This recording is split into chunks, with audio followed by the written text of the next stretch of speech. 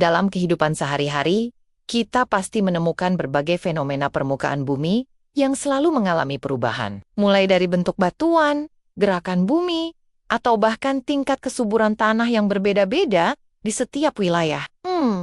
Mungkin kita sering bertanya fenomena apa sih itu? Dan kenapa bisa terjadi? Fenomena itu dinamakan litosfer atau lapisan kulit bumi atau kerak bumi. Litosfer berasal dari kata litos, yang artinya batu, dan sfer artinya bulatan atau lapisan. Jadi, litosfer merupakan lapisan batuan atau kulit bumi yang mengikuti bentuk bumi yang bulat dengan ketebalan kurang lebih 1.200 km.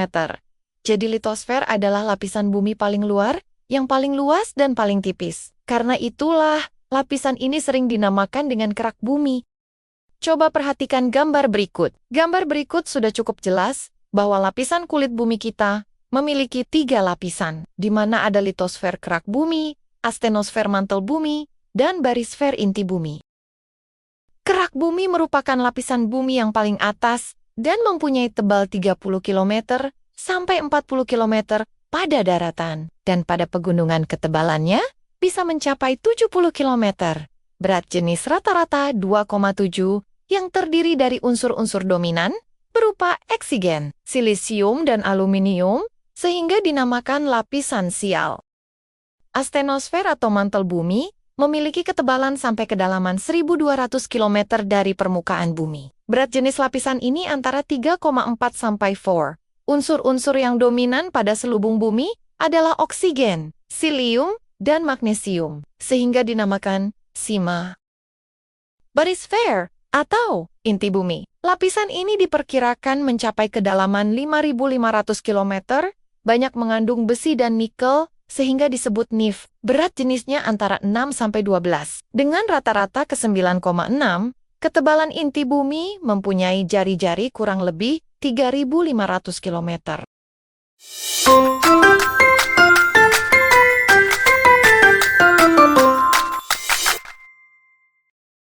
Kita akan membahas mengenai siklus batuan yang terjadi pada litosfer ini. Pada litosfer memiliki 3 siklus batuan. Ada batuan beku, batuan sedimen, dan batuan metamorf. Batuan beku terbentuk dari magma yang membeku dan mengkristal. Magma tersebut berasal dari lapisan mantel dan kerak bumi, yang kemudian magma tersebut dikeluarkan ke permukaan bumi sehingga disebut lava. Nah, lava inilah yang akan menjadi batuan bernama batuan beku, yang salah satunya adalah batu granit, basalt, dan gabbro. Batuan sedimen merupakan batuan yang terbentuk dari batuan beku yang mengalami pelapukan dan erosi. Batuan beku yang hancur akan terbawa oleh air dan angin menuju tempat lain, sehingga terjadi pengendapan dan pemadatan batuan di tempat tersebut. Lalu inilah yang akan membentuk batuan sedimen. Kenas batuan dengan jenis batuan ini adalah batu pasir, batu kapur, dan batu lempung. Batuan metamorf merupakan batuan yang terbentuk dari batuan beku atau sedimen yang mengalami perubahan yang diakibat oleh suhu dan tekanan yang tinggi. Sehingga dari perubahan suhu dan tekanan yang tinggi itulah dapat terjadi mengakibatkan pergerakan lempeng bumi atau terkubur di dalam bumi. Contoh batuan dengan jenis metamorf ini adalah batuan marmer, batu tulis, dan gneiss. Tekstur pada batuan beku umumnya ditentukan oleh 4 hal yang penting, yaitu 1. Kristalinitas adalah derajat kristalisasi dari suatu batuan beku pada waktu terbentuknya batuan tersebut. Kristalinitas dalam fungsinya digunakan untuk menunjukkan berapa banyak yang berbentuk kristal dan yang tidak berbentuk kristal. Selain itu juga dapat mencerminkan kecepatan pembekuan magma. Apabila magma dalam pembekuannya berlangsung lambat, maka kristalnya kasar. Sedangkan jika pembekuannya berlangsung cepat, maka kristalnya akan halus. Akan tetapi jika pendinginannya berlangsung dengan cepat sekali, maka kristalnya berbentuk amorf. Kedua, granularitas. Didefinisikan sebagai besar butir ukuran pada batuan beku. Pada umumnya dikenal 2 kelompok tekstur ukuran butir, yaitu fanerik atau fanerokristalin. Merupakan besar kristal-kristal dari golongan ini dapat dibedakan satu sama lain secara megaskopis dengan mata biasa. Dan afanitik yang merupakan besar kristal-kristal dari golongan ini tidak dapat dibedakan dengan mata biasa sehingga diperlukan bantuan mikroskop. Batuan dengan tekstur afanitik dapat tersusun oleh kristal, gelas, atau keduanya. Ketiga, Bentuk kristal adalah sifat dari suatu kristal dalam batuan.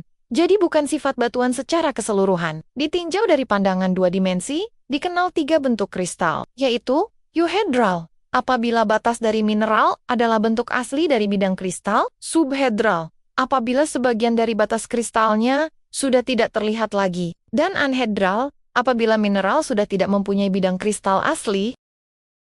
Selanjutnya ditinjau dari pandangan tiga dimensi, dikenal empat bentuk kristal, yaitu equidimensional, apabila bentuk kristal ketiga dimensinya sama panjang; tabular, apabila bentuk kristal dua dimensi lebih panjang dari satu dimensi yang lain; prismatic, apabila bentuk kristal satu dimensi lebih panjang dari dua dimensi yang lain; dan irregular, apabila bentuk kristal tidak teratur.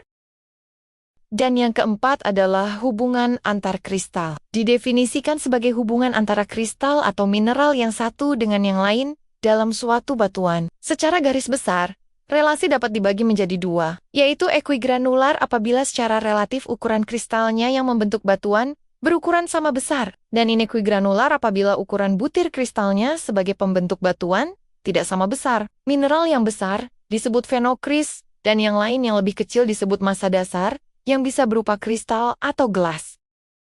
Nah, selanjutnya ke batuan sedimen. Batuan sedimen memiliki tekstur yang bermacam-macam. Batuan sedimen ini juga dapat bertekstur klastika ataupun tekstur non-klastika. Namun jika batuannya sudah sangat kompak dan telah terjadi rekristalisasi atau pengkristalan kembali, maka batuan sedimen juga memiliki tekstur kristalan. Batuan sedimen dengan tekstur kristalin ini umumnya terjadi pada jenis batu gamping, serta batuan sedimen yang kaya akan silika yang sangat kompak dan keras. Sebagai batuan yang banyak terdapat di sekitar kita, batuan sedimen ini memiliki banyak sekali kegunaan, terutama untuk bahan bangunan atau sebagai medium penghias rumah dan gedung-gedung. Batuan sedimen juga memiliki fungsi dan manfaat lain, yaitu sumber bahan bangunan, karena seperti batu pasir dan batu kerikil, banyak digunakan sebagai bahan bangunan dalam konstruksi. Mereka digunakan untuk membuat beton, mortar, dan agregat untuk jalan dan bangunan. Industri kimia juga memerlukan batuan kapur sebagai bahan baku untuk pembuatan kapur, kalsium oksida, dan kalsium hidroksida. Produk-produk ini digunakan dalam pembuatan baja, pupuk, dan bahan kimia lainnya. Industri keramik juga memerlukan batuan sedimen karena digunakan sebagai bahan baku untuk pembuatan keramik, porselen, dan genteng. Sifat-sifat plastis dari lempung memungkinkan untuk dibentuk menjadi berbagai bentuk. Dunia pertanian juga memerlukan batuan sedimen karena batu gamping, yang terbentuk dari endapan kalsium karbonat, digunakan sebagai bahan pupuk untuk meningkatkan kandungan kalsium dalam tanah. Ini membantu dalam meningkatkan kesuburan tanah dan pertumbuhan tanaman. Sedimen juga menjadi sumber energi, di mana batu karbon, yang merupakan batuan sedimen organik, digunakan sebagai sumber energi fosil. Batu karbon atau batu bara digunakan untuk pembangkit listrik dan proses industri lainnya. Dan yang paling penting, batuan sedimen menjadi bahan penelitian dan pendidikan. Batuan sedimen memiliki nilai penting dalam penelitian ilmiah dan pendidikan. Mereka membantu ilmuwan dalam memahami sejarah geologi bumi, perubahan lingkungan, dan evolusi kehidupan. Selanjutnya kita masuk ke bagian ciri-ciri batuan metamorf. Batuan metamorf memiliki warna yang bervariasi tergantung pada proses pembentukannya. Seperti kuarsa yang memiliki warna putih bening, atau putih susu, dan gak punya belahan. Mika yang mempunyai belahan dengan warna putih, yang diberi nama muskovit. Sedangkan kalau warnanya hitam bernama biotit, dan feldspar yang memiliki ciri tertentu pada belahannya, bila belahan tersebut lurus dengan warna merah seperti daging disebut ortoklas, tapi kalau belahannya berbentuk kristal serupa dengan warna putih bernama plagioklas. Nah, batuan metamorf juga memiliki struktur yang memiliki ciri dan keunikan tersendiri. Terdapat dua struktur dalam batuan ini, yaitu foliasi dan non-foliasi. Foliasi merupakan suatu lapisan yang terdapat pada batuan metamorf dan memiliki bentuk berupa layaknya sebuah belahan. Sedangkan non-foliasi merupakan suatu batuan metamorf yang nggak punya lapisan atau belahan. Jadi batuan ini nggak terlihat penjajaran mineralnya. Dan yang terakhir pada batuan metamorf ini, yaitu tekstur. Batuan metamorf memiliki tekstur yang menjadi cirinya. Tekstur ini terdiri dari bentuk, susunan, dan ukuran butir mineral yang ada pada batuan ini. Umumnya nih ada dua macam tekstur yang bisa kita temukan di batuan metamorf, Dua tekstur ini biasa disebut dengan tekstur relik dan kristaloblastik.